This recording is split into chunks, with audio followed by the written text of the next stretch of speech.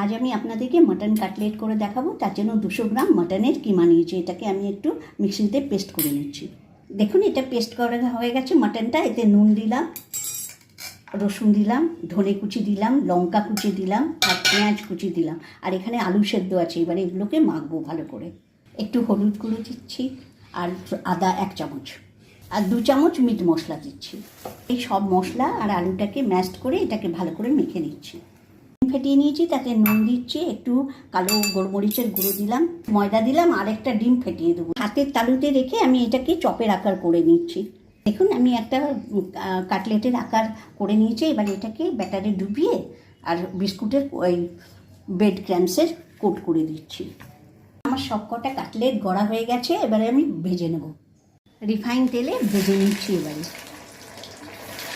আমার ভাজা হয়ে গেছে, আমি তুলে নিচ্ছি। আমার মটন কাটলেট রেডি।